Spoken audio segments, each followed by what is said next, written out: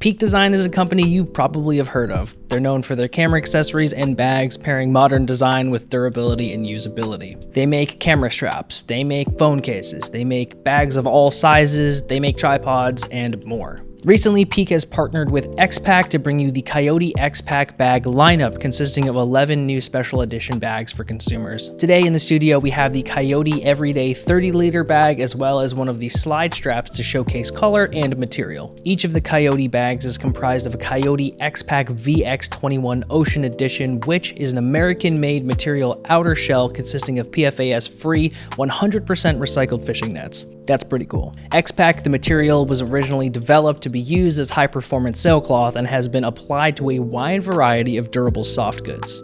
As you can see, the multi-layer laminated construction incorporates a 22-degree diamond pattern post-consumer recycled polyester thread, which is called X-Ply. All of the interior fabrics, the accent fabrics, the zippers, the hardware, they're all identical to the Peak Design bags that you know and love.